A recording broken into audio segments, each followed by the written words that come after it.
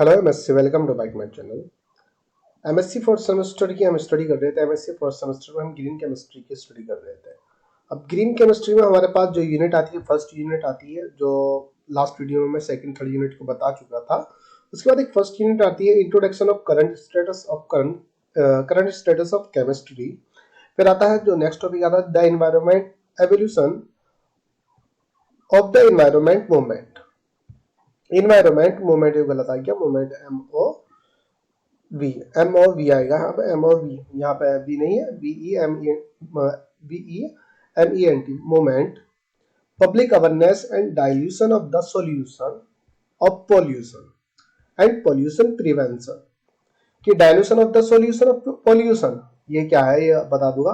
पहला टॉपिक आ गया introduction of current status of chemistry, कि जो केमिस्ट्री है उसका करंट उसका इंट्रोडक्शन देना है, कि मतलब करंट स्टेटस क्या है ग्रीन केमिस्ट्री। यहाँ पे जो केमिस्ट्री लिखी हुई है वो ग्रीन केमिस्ट्री की बात कर रहा है। फिर आता है द एनवायरमेंट इवोल्यूशन। इसमें इंट्रोडक्शन पढ़ना है। इंट्रोडक्शन को मैंने सबसे फर्स्ट लेक्चर में बताया था कि इस टाइम पे ग्रीन केमिस्ट्री का करंट स्टेटस क्या है। नॉर्मली ग्रीन केमिस्ट्री की अगर मैं बात करूं, चलो इंट्रोडक्शन में पहले टॉपिक बता देता हूँ, बताता हूँ मैं कि इंट्रोडक्शन क्या है, कि क्या पूछ रहा है, करंट स्टेटस क्या है ग्रीन केमिस्ट्री का। द एनवायरमेंट इवोल्यूशन, ये दूसरा टॉपिक यहाँ पर आ गया। फिर आ गया द एनवायरमेंट मूवमेंट। तो अभी हम फिलहाल इतनी स्टडी करते हैं, यहाँ से इंट्रोडक्शन स्टडी करते हैं इवोल्यूशन की और इन्वायरमेंट की। Public awareness of the dilution of the solution of pollution, इसको हम नेक्स्ट वीडियो में पढ़ेंगे। अब पोल्यूशन प्रिवेंशन को भी, इसको भी नेक्स्ट वीडियो में। तो सबसे पहले हम इंट्रोडक्शन की अगर हम बात करें, introduction of current status of chemistry, या आप कह सकते हैं, अब देखिए जब ग्रीन केमिस्ट्री की हम स्टडी कर रहे हैं, जो करंट स्टेटस पूछ रहा है, तो केमिस्ट्री का जो पूछ रहा है ग्रीन केमिस्ट्री का स्टेटस पूछ रहा है। इंट्रोडक्शन मैंने फर्स्ट लेक्चर में बहुत अच्छे से बताया था, फर्स्ट लेक्चर आप देख लीजिए इंट्रोडक्शन ऑफ ग्रीन केमिस्ट्री का। तो मतलब जो ग्रीन केमिस्ट्री का जो इंट्रोडक्शन है, जो एम है कि ग्रीन केमिस्ट्री जो केमिकल हमारे केमिकल हमारे इन्वायरमेंट को पोल्यूट करते हैं, जो ह्यूमन एक्टिविटी के द्वारा भी प्रोड्यूस होते हैं, इंडस्ट्रियल केमिस्ट्री, इंडस्ट्रियल जो होती है, इंडस्ट्री के द्वारा भी प्रोड्यूस होता है, इंडस्ट्री होती है, और क्या बोलते हैं, न्यूक्लियर रिएक्टर होते हैं, उनके द्वारा जो केमिकल हजार्डस केमिकल निकलते हैं, जो हार्मफुल केमिकल होते हैं, उनको कंट्रोल करने के बारे में ग्रीन केमिस्ट्री हमें अवेयर करता है। मतलब जो हमें अवेयर करता है, ग्रीन केमिस्ट्री ही अवेयर करता है। वो हमें बताता है कि आप किसी हजार्डस या हार्मफुल केमिकल का यूज ना करके लेस हजार्डस केमिकल का यूज करो। प्रिवेंशन ऑफ वेस्ट, उसने ग्रीन केमिस्ट्री में फिर प्रिंसिपल दिए थे। तो इंट्रोडक्शन की बात सिर्फ ये आती, मेन एम क्या होता है कि जो इंट्रोडक्शन में जो ग्रीन केमिस्ट्री की इंट्रोडक्शन की बात करता है कि इन्वायरमेंट को पोल्यूट होने से किस तरीके से बचाना है, इसका मेन एम होता है। कि वो जिसकी वजह से वो ग्रीन केमिस्ट्री हमें ये नंबर दूसरी ये बात बताती है कि हमें लेस हजार्डस केमिकल का यूज करना चाहिए, रिन्यूएबल प्रोडक्ट का यूज करना चाहिए, या आप कह सकते हैं रिन्यूएबल मटेरियल का यूज करना चाहिए जिसको हम रीयूज करते हैं। इस तरीके के प्रोडक्ट का हमें यूज करना चाहिए। यूज एंड थ्रो वाले प्रोडक्ट ना हो कि यूज किया फेंक दिया। उससे क्या होता है कि उनको जो कंज्यूम होने में काफी टाइम लगता है, जिसकी वजह से हमारा इन्वायरमेंट पोल्यूट होता है। तो केमिस्ट्री, अब जो ग्रीन केमिस्ट्री थी, ये प्रिंसिपल भी डिपेंडेंट थी, जिसके उसने प्रिंसिपल दिए थे, उन प्रिंसिपल को थोड़ा थोड़ा उनकी स्टडी इंट्रोडक्शन में हमें कर लेनी थी। इतना इंट्रोडक्शन आ गया। इंट्रोडक्शन को मैंने सबसे पीछे दिया था, तो आप वहां से कर लीजिए, या चलो मैं करा ही देता हूँ यार। इंट्रोडक्शन क्या है, यूज ऑफ कैटलिस्ट एप्लीकेशन, ये रहा। ये था, ठीक है। प्रिंसिपल ग्रीन केमिस्ट्री, ये रहा, ये इसका इंट्रोडक्शन आ गया। Green chemistry is used for those chemical product which is harmful for environment. Green chemistry का यूज उन केमिकल मटेरियल के लिए किया जाता है, केमिकल सब्सटेंस, यहाँ प्रोडक्ट नहीं आएगा, केमिकल सब्सटेंस के लिए किया जाता है जो एनवायरनमेंट के लिए हार्मफुल होते हैं या हजार्डस होते हैं। हजार्डस का मतलब भी मतलब हानिकारक होता है, हार्मफुल का मतलब भी हानिकारक ही होता है। उनके लिए ग्रीन केमिस्ट्री का यूज किया जाता है। ग्रीन केमिस्ट्री हमें ये बताती है कि हमें इस तरीके के केमिकल सब्सटेंस का यूज करना चाहिए जो हार्मलेस हो, मतलब हार्मलेस, जो हानिकारक ना हो इन्वायरमेंट के लिए। इस तरीके का हमें केमिकल सब्सटेंस का यूज करना चाहिए। Green chemistry is used for prevention of environment and reduce the harmful substance. Green chemistry का जो यूज किया जाता है इन्वायरमेंट को प्रोटेक्ट करने के लिए किया जाता है, जो इन्वायरमेंट को प्रोटेक्ट करता है एंड हार्मफुल सब्सटेंस को रिड्यूस करने के लिए भी ग्रीन केमिस्ट्री का यूज किया जाता है। जो रिड्यूस किया जाता है, जो हार्मफुल सब्सटेंस को जो कम किया जाता है, वो सिर्फ उसके बारे में हमें एक सजेशन देता है कि आप ये चीज यूज ना करके इस तरीके का यूज करिए। ग्रीन केमिस्ट्री हमें मोस्टली ये चीज बताती है। Green chemistry is dependent on the 12th principle. अब जो ग्रीन केमिस्ट्री होती है प्रिंसिपल पर डिपेंडेंट होती है। इज यूज्ड फॉर क्रिएट या recreate renewable of molecule and prevention of environment. इसका जो यूज किया जाता है, जो हम प्रिवेंशन ऑफ इन्वायरमेंट को कंट्रोल, इन्वायरमेंट को प्रोटेक्ट करने के लिए इसका यूज किया जाता है। सिर्फ हमें यही चीज जो प्रिंसिपल बताता है, ये हमें ये बताता है मतलब कि इन्वायरमेंट को हम किस तरीके से प्रोटेक्ट कर सकते हैं, इन्वायरमेंट को हम पोल्यूट होने से किस तरीके से हम बचा सकते हैं। इसका इंट्रोडक्शन होता है यहाँ पे इसकी डेफिनेशन आ जाती है। डेफिनेशन भी मैंने बहुत अच्छे से लास्ट वीडियो में भी बताई थी, चलो मैं भी बता देता हूँ आपको। Okay, green chemistry is the set of principal that used for eliminate या रिड्यूस द हजार्डस या harmful substance in the chemical product. अभी कह रहा है कि जो ग्रीन केमिस्ट्री जो होती है, ये प्रिंसिपल का एक सेट होता है, क्योंकि ग्रीन केमिस्ट्री प्रिंसिपल पे डिपेंडेंट होती है, क्योंकि वो जो ग्रीन केमिस्ट्री है वो प्रिंसिपल ही देती है, जिसकी वजह से हम इन्वायरमेंट के बारे में स्टडी करते हैं। प्रिंसिपल के बेस पर ही हम इन्वायरमेंट को पोल्यूट होने से बचा सकते हैं, और जो केमिकल सब्सटेंस को हम यूज करते हैं उसी में उन प्रिंसिपल में ही वो सजेस्ट हमें करता है कि हमें किस तरीके के केमिकल का यूज करना चाहिए और किस तरीके से हमें रिएक्शन को प्रोसेस कराना चाहिए, जिसकी वजह से हमारा इन्वायरमेंट पोल्यूट ना हो। Principal that use for eliminate वगैरह की इस तरीके का जो ग्रीन केमिस्ट्री होती है प्रिंसिपल का सेट होता है, जिसका इन प्रिंसिपल का यूज जो किया जाता है हार्मफुल या हजार्डस मतलब है कि हानिकारक जो सब्सटेंस होते हैं उनको निकालने के लिए या उनको कंट्रोल करने के लिए इसका यूज किया जाता है। Green chemistry is used for prevention या कंट्रोल द पॉल्यूशन। अब जो ग्रीन केमिस्ट्री होती है इसका यूज पॉल्यूशन को कंट्रोल करने के लिए किया जाता है। पॉल्यूशन के एनवायरनमेंट में पॉल्यूशन होता है कि pollution of environment this produce by chemical industry. अब ये जो पॉल्यूशन होता है केमिकल इंडस्ट्री द्वारा, ह्यूमन एक्टिविटी द्वारा प्रोड्यूस होता है। पॉल्यूशन या तो इंडस्ट्री फैला रही है या ह्यूमन, मतलब मोस्टली तो अगर हम बात करें ह्यूमन के द्वारा ही पॉल्यूशन हो रहा है। पॉल्यूशन नेचर पॉल्यूशन नहीं कर रही है, ह्यूमन कर रहा, आदमी ही मतलब जो इंसान ही पॉल्यूशन कर रही है।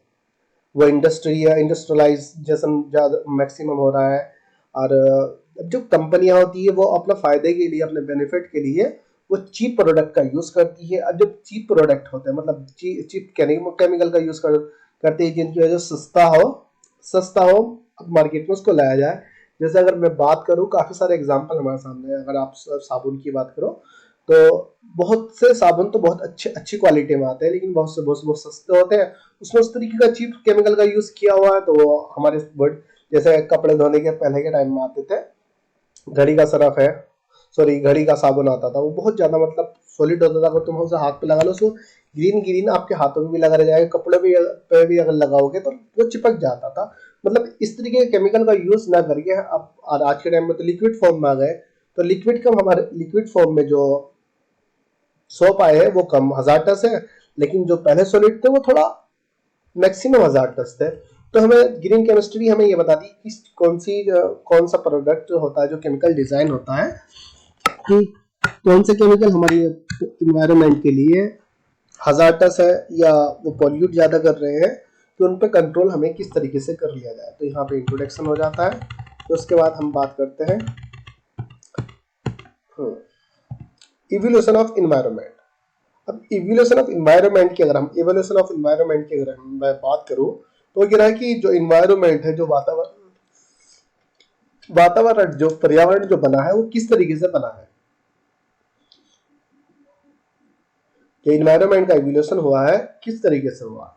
अब जो पर्यावरण का जो अगर बात करें हम किस तरीके से इसका इवोल्यूशन हुआ, वो इसके इवोल्यूशन के बारे में ये बात कर रहा है। इवोल्यूशन क्या होता है ये चीज भी इसमें पूछ रहा है कि द एनवायरमेंट इवोल्यूशन। अब जब जाहिर सी बात है वो विकास की बात कर रहा है कि एनवायरमेंट का विकास क्या है। अब द एनवायरमेंट इवोल्यूशन इसने बोल दिया नॉर्मली पर्यावरण विकास बताइए। तो आप ये है क्या चीज है, आपको इसकी स्टडी करनी होगी। ये किस तरीके से हुआ, इन्वायरमेंट का इवोल्यूशन किस तरीके से हुआ, इसकी स्टडी करनी होगी। इन्वायरमेंट इवोल्यूशन के द्वारा ये किस किस चीज पे इफेक्ट डालता है, और इस चीज की इन्वायरमेंट इवोल्यूशन के द्वारा क्या क्या चीजें डेवलप होती है, किस किस चीज का डेवलपमेंट होता है, इस चीज की स्टडी भी हमें इसमें ही करनी होती है। तो नॉर्मली इन्वायरमेंट इवोल्यूशन की अगर हम बात करें, इसमें एटमॉस्फेयर के इवोल्यूशन आ जाता है कि एटमॉस्फेयर का जो एटमॉस्फेयर है, वायुमंडल है, उसका निर्माण किस तरीके से, ओरिजिन भी कह सकते हैं, इवोल्यूशन भी कह सकते हैं, डेवलपमेंट भी कह सकते हैं आप, किस तरीके से उसका इवोल्यूशन हुआ जो हमारा एटमॉस्फेयर था। एटमॉस्फेयर के बाद आता है केमिकल। जो एटमॉस्फेयर था, एटमॉस्फेयर को ही केमिकल इवोल्यूशन भी कहा जाता है, क्योंकि जो केमिकल सब्सटेंस के द्वारा ही, केमिकल सब्सटेंस के द्वारा जो पहले इनऑर्गेनिक मॉलिक्यूल बने। सबसे पहले क्या था कि एटम थे, एटम से एटॉमिक मॉलिक्यूल बने, इनऑर्गेनिक मॉलिक्यूल बने, फिर ऑर्गेनिक मॉलिक्यूल बने, फिर उसके बाद कंपाउंड बने, फिर कॉम्प्लेक्स का फॉर्मेशन हुआ। इस तरीके से केमिकल इवोल्यूशन हुआ। उसके बाद बायोलॉजिकल इवोल्यूशन हुआ।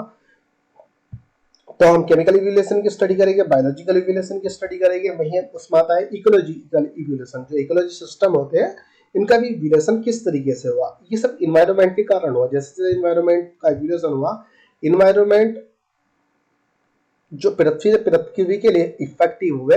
जब बायोलॉजिकल की अगर हम बात करते हैं, तो जो एनिमल्स थे उनके लिए वो इन्वायरमेंट इफेक्टिव हुआ, उसके अकॉर्डिंग एनिमल में इवोल्यूशन हो गया। केमिकल इवोल्यूशन की स्टडी हम कर लेंगे। तो उसके बाद बात करते हैं ये सब के किस तरीके केमिकल का इवोल्यूशन हो रहा है। एक्सपेरिमेंटल एविडेंस, उसके जो एक्सपेरिमेंटल एविडेंस दिए गए कि मतलब एक काल्पनिक है, वो एक सब इमेजिन किया गया जब स्टडी की गई कि मतलब कि केमिकल का इवोल्यूशन किस तरीके से हुआ था, ये चीज बताई गई। तो फिर उसको एक्सपेरिमेंटल प्रूफ भी किया गया। एक्सपेरिमेंटल प्रूफ किया गया कि केमिकल का इवोल्यूशन वास्तव में इसी तरीके से हुआ था। फिर उसके बाद अगर हम बात करें इसमें केमिकल इवोल्यूशन के बाद, new testing, evolution of environment, evolution of industry, evolution of environmental chemistry, environmental movement। ये बात चले, मैं थोड़ा लिखा हुआ, मैंने पूरा नहीं लिखा, चलो ठीक है, कोई नहीं। देखिए, अब नॉर्मली मैं बात करता हूँ इन्वायरमेंट एवोल्यूशन की। अगर मैं बात करूँ, सबसे पहले लिथोस्फीयर क्या थी, जो पृथ्वी थी लिथोस्फीयर, उसमें लिथोस्फीयर का निर्माण हुआ। जो हमारी पृथ्वी की अगर हम बात करें, उसमें लिथोस्फीयर थी। जब ईयरली में सबसे पहले पृथ्वी बहुत ज्यादा हीट थी, बहुत ज्यादा गर्म थी। ये क्या था, मतलब एक तरीके से मान लीजिए जैसे आज के टाइम में मार्स वगैरह होता है ना, कि बहुत ज्यादा हीटिंग है वहां पर, बहुत ज्यादा गर्म है। क्योंकि जो हमारी जो पृथ्वी है, सूर्य का थर्ड प्लेनेट है। पृथ्वी क्या है, सूर्य का थर्ड प्लेनेट है। थर्ड प्लेनेट की होने की वजह से सूर्य के निकट ही है ना, थर्ड प्लेनेट है, जिसकी वजह से सूर्य था, जो सन था, उसकी रेडिएशन निकलती थी, ultraviolet radiation, ultra infrared radiation, फिर उसके बाद यूवी रेज, इंफ्रारेड और विजिबल रेज। तो इस मतलब वो काफी सारी रेज निकलती थी, जिसकी वजह से हमारी जो पृथ्वी अगली में बहुत ज्यादा हीटेड थी, बहुत ज्यादा गर्म थी। एक तरीके मान लीजिए, आपका ही गोला मान लीजिए। अब जब लिथोस्फीयर, सबसे पहले जो हमारी पृथ्वी का जो इन्वायरमेंट था, वह हाइड्रोजन तथा हीलियम के द्वारा बना हुआ था। हाइड्रोजन तथा हीलियम प्रेजेंट जो एटमॉस्फेयर में थी, जो वायुमंडल है, एटमॉस्फेयर में सबसे पहले हाइड्रोजन तथा हीलियम प्रेजेंट थी। जब सोलर वाइंड चली, जो सोलर हवाई चली जो एटमॉस्फेयर में, स्पेस में, तो उसकी वजह से हाइड्रोजन तथा हीलियम का इन्वायरमेंट मूव हो गया। वो तो इन्वायरमेंट की बात आ गई, एटमॉस्फेयर की बात आ गई। पहले हम लिथोस्फीयर की बात करते हैं। जब लिथोस्फीयर थी तो पृथ्वी मतलब बहुत ज्यादा हीटेड थी। अब जब हीटेड थी, सबसे पहले वहां से बाइंड के द्वारा हाइड्रोजन तथा हीलियम ही यहाँ से हटी। हाइड्रोजन तथा हीलियम का इन्वायरमेंट, सबसे पहले हाइड्रोजन तथा हीलियम का इन्वायरमेंट था हमारी पृथ्वी का, सोलर वाइंड की तरह हट गया। अब जब वो वाला इन्वायरमेंट हट चुका था, उसके लिए पृथ्वी के लिए एक न्यू इन्वायरमेंट की जरूरत थी, न्यू एटमॉस्फेयर की जरूरत थी, कि वो एक अपना ही वातावरण बनाएगा। एक अपना वातावरण, जैसे मान लीजिए आप फ्रिज का मान लीजिए, फ्रिज होता है, फ्रिज के अंदर जो चीज रखी होती है उसका एक अलग वातावरण आ जाता है, क्योंकि फ्रिज के अकॉर्डिंग हुआ। फिर उसके बाद रूम के अंदर जैसे हम बंद रहते हैं, रूम की अगर गर्मी की अगर हम बात करें, रूम का टेम्परेचर बहुत मतलब डिफरेंट होता है कंपेयर टू बाहर। अगर हम बाहर जाते हैं तो बाहर बहुत ज़्यादा हीटेड होती है, लेकिन रूम के अंदर थोड़ा कम हीट होता है रूम, क्योंकि जो पंखा वगैरह भी चलता है, फिर उसका इन्वायरमेंट अलग हुआ। या मान लीजिए जैसे एसी होता है, गर्मी में अगर हम बात करें एसी वाले रूम में आप बैठ जाइए, वहाँ का इन्वायरमेंट आपको अलग मिलेगा, और तुम बाहर जाओगे, रूम से बाहर जाओगे तो वहाँ का इन्वायरमेंट आपको अलग मिलेगा। तो पृथ्वी का जो इन्वायरमेंट था हाइड्रोजन तथा हीलियम से बना हुआ इन्वायरमेंट था। सबसे पहले जो एटमॉस्फेयर में जो गैसेस प्रेजेंट थी, हाइड्रोजन तथा हीलियम प्रेजेंट थी, सोलर वाइंड के द्वारा वो वहां से रिमूव हो गई। फिर उसके बाद अगर लिथोस्फीयर का निर्माण हुआ। अब लिथोस्फीयर का निर्माण जो हुआ ग्रेविटी के बेस पर हुआ। लिथोस्फीयर जो बनी ग्रेविटी की बेस पर बनी। एक तो सबसे पहले हमारी इनर कोर बनी। अब यार मैं दिखा देता हूँ कि इनर कोर किस तरीके से बनी। आउटर कोर थी, इनर कोर थी, आउटर कोर थी, मेंटल कोर थी। मेंटल कोर के बाद वो क्रस्ट थी, जो सबसे पहले जो हमारी कोल्ड हुआ, जो पृथ्वी की अगर हम बात करें क्रस्ट का फॉर्मेशन हुआ। सबसे पहले क्या हुआ, क्रस्ट बनी।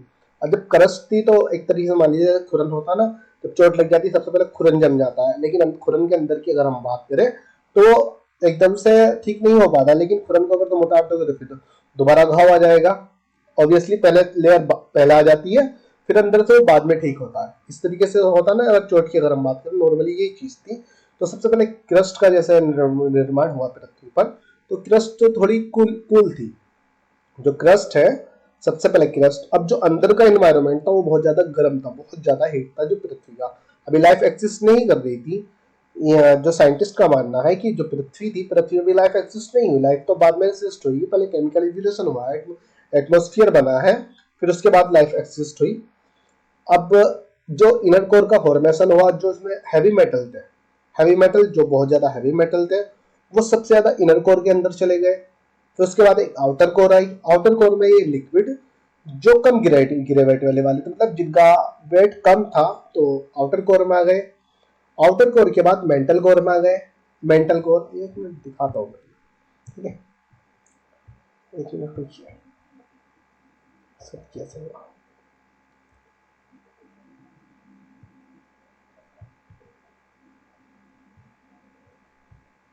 ये तो नहीं है। एक मिनट मैं दिखा देता हूँ आपको, इससे थोड़ा सा। इनर कोर, इनर कोर क्या है, आउटर कोर क्या है, और इनर कोर ऑफ आर्ट। चलिए,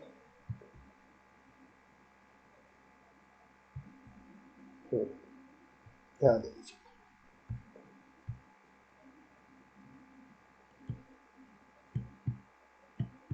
ठीक है। ये हमारी पृथ्वी थी। पृथ्वी में सबसे ज्यादा, अब जब ये सबसे पहले क्रस्ट है ना, ऊपर वाली ये क्रस्ट है, ये वाला है ना जहाँ पे ये बिंदु लगा है, क्रस्ट थी। ये लेयर हमारी बन चुकी थी। क्यों? क्योंकि हाइड्रोजन तथा हीलियम का जो एटमॉस्फेयर क्या था, एटमॉस्फेयर यही एटमॉस्फेयर था जो इस जो पृथ्वी की जो क्रस्ट हुई, वहाँ पे एटमॉस्फेयर प्रेजेंट था, तथा हाइड्रोजन तथा हीलियम केमिकल प्रेजेंट था वहाँ पे। तो हाइड्रोजन तथा हीलियम गैस वहाँ से रिमूव हो गई सोलर वाइंड के द्वारा, जिसकी वजह से क्रस्ट यहाँ पे बन गई। एक तरह मान लीजिए खुरन की तरह बना, कवर बना सबसे पहले। लेकिन जो अंदर का हिस्सा था बहुत ज्यादा भी हीटेड था, बहुत ज्यादा गर्म था। अब गर्म होने की वजह से अब यहाँ से ऊपर की साइड से कूलिंग हो रही थी, अंदर कोई एक्टिविटी नहीं हो रही थी, क्योंकि लाइफ अभी एग्जिस्ट नहीं हुई थी। फिर उसमें जो इनर कोर बनी, फिर आउटर कोर बनी, आउटर के बाद मेंटल कोर बनी। अब जो इनर कोर थी, जो सबसे ज्यादा हैवी मेटल थे, बहुत ज्यादा हीटेड थे, बहुत ज्यादा गर्म थे, तो ऑटोमेटिकली इनर कोर के अंदर चले गए। जो पृथ्वी की इनर कोर थी उसमें हैवी मेटल चले गए। हैवी मेटल के कारण इसका तापमान क्या हुआ, बहुत ज्यादा हाई हुआ। फिर जो लिक्विड की फॉर्म में जो इसके कंपेरिजन में कम वेटेड थे, जिनका कम वेट था, तो वे आउटर कोर में चले गए। इस तरीके से मान लीजिए इनर कोर में थोड़े सॉलिड गए, आउटर कोर में थोड़े लेस सॉलिड गए, या मान लीजिए लिक्विड फॉर्म में चले गए। मेंटल कोर थी। अब सबसे ज्यादा अब जिस तरीके से ग्रेविटी के बेस पे इनमें कोर डिवाइडेड हो गई थी, inner core, outer core, mantle core.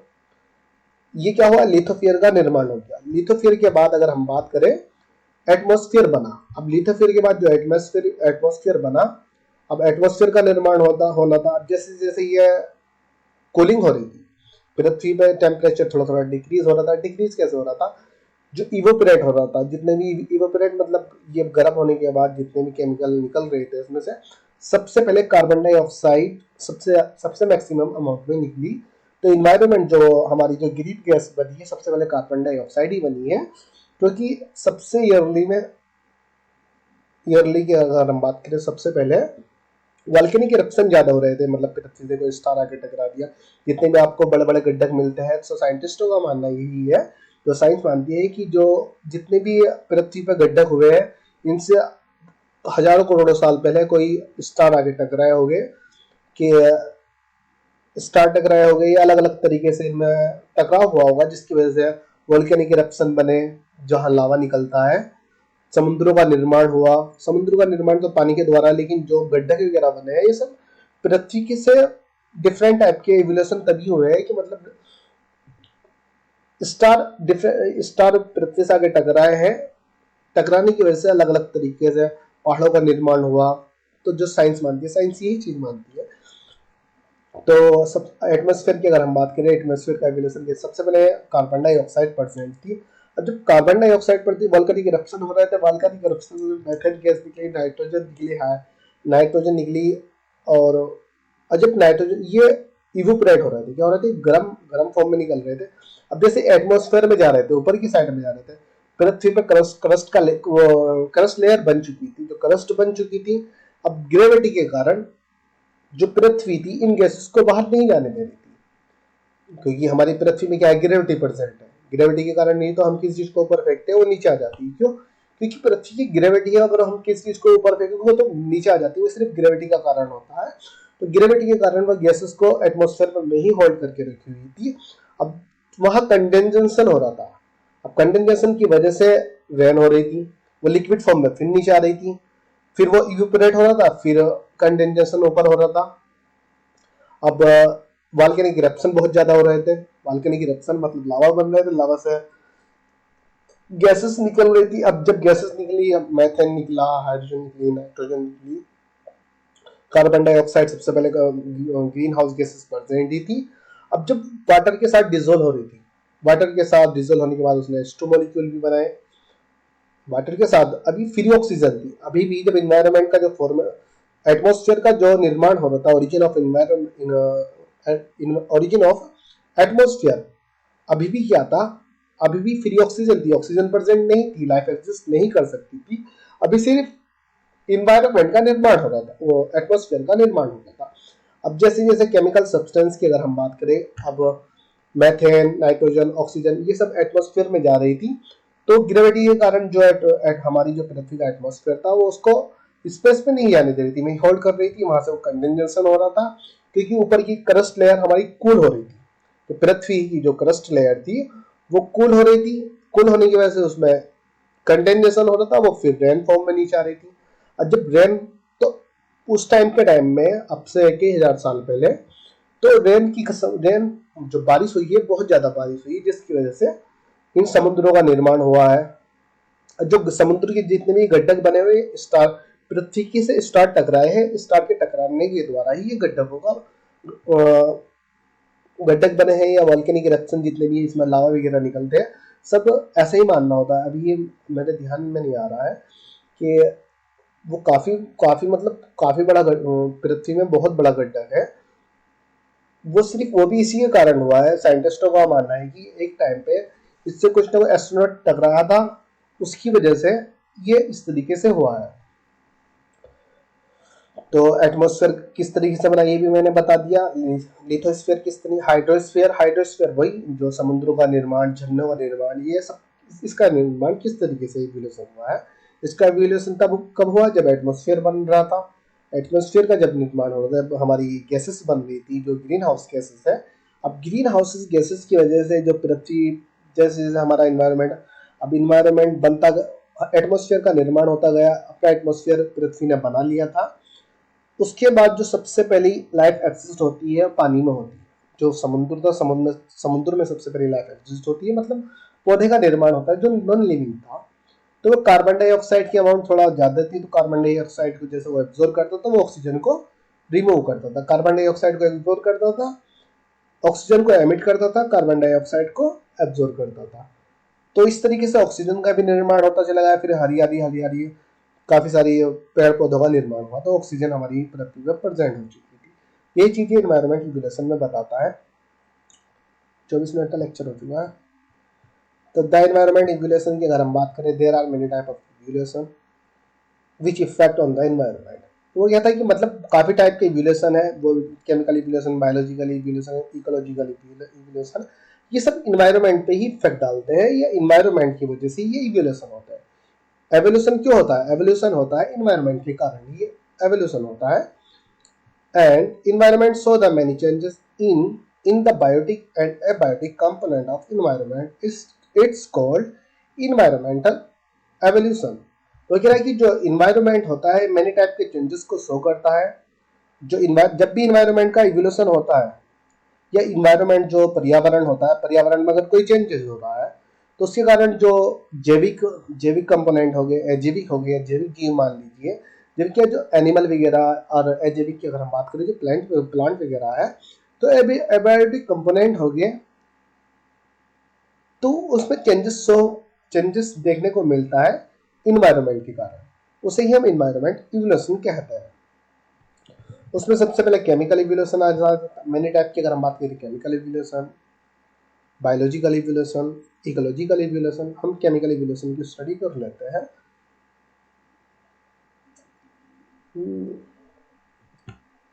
Chemical evolution chemical evolution की अगर हम बात करें, चलो इसको मैं केमिकल एवोल्यूशन को यहाँ से मैं नेक्स्ट वीडियो से स्टार्ट कर देता हूँ।